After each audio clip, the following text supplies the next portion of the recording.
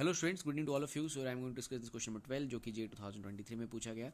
So here in this question we have a weightless pulley attached to a double inclined frictionless surfaces. The tension in the string massless strings are there will be. So g को यहाँ पर 10 दिया गया है. तो students, अगर आप इस सिस्टम का जो फ्री बॉडी डायग्राम देखें अगर ध्यान से, तो सबसे पहले हम कोशिश करेंगे इस प्रॉब्लम में एक्सेलरेशन फाइंड आउट करने का. और जब हमारा एक्सेलरेशन कैलकुलेट हो जाएगा तो उसके बाद हम टेंशन इन द स्ट्रिंग को भी कैलकुलेट कर लेंगे. So this is 4 kg there, so this is attached like that, and the other one we have is of 1 kg. So students, this angle is 60 degree. So here, as you all know that we have to resolve the weight there. So this is mg, so this is mg cos 60. But here we are only interested the forces जिसकी वजह से ये inclined plane पे move करेगा. So that is basically weight component, that is mg sin 60, जो कि down the incline लगेगा. और here also down the incline जो हमारे पास दूसरे मास का जो लगेगा, this angle is 30 there.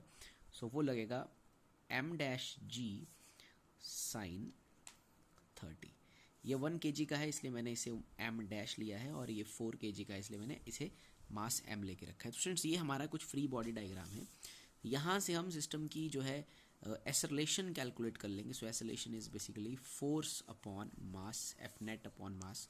So acceleration का वैल्यू आ जाएगा स्टूडेंट्स, जो नेट फोर्स बन रहा है यहाँ पर, like this is 4 kg. So this force is mg sin 60 down the incline. This is also down the incline. So basically net force acting on the whole system is mg sin 60 minus m dash g sin 30. सो ये force जो है downward direction में लग रही है, ये इसे up the plane move करवाएगा, because M G sine 60 is more than the M dash G sine 30.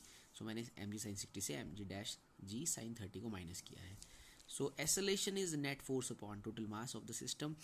So here we have two masses there, 4 kg and 1 kg. So mass आ जाएगा सिस्टम का 5 kg. So we'll solve this.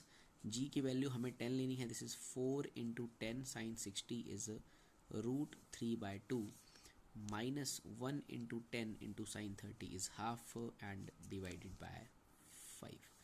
तो students, हम इसे थोड़ा solve कर लेंगे इसके बाद. So it is like 2 5s are 10 and it is 2 2s are 4. So it is 20 root 3 minus 5 upon 5. So यहाँ हम 5 कॉमन ले सकते हैं. So it is like 4 root 3 minus 1 upon 5.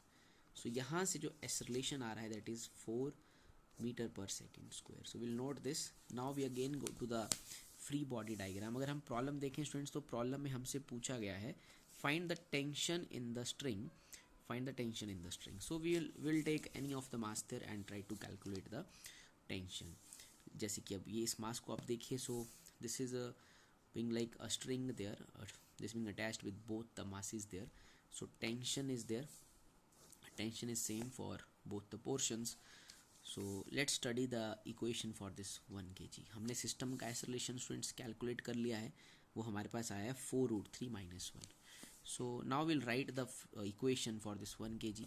So obviously इसके ऊपर यहाँ जो टेंशन है, this is the tension there, and M dash G sine theta इससे अपोजिट है. तो यहाँ पर हम सेकेंड लॉ का इस्तेमाल करेंगे, जो कि आप जानते हैं F is equal to m A.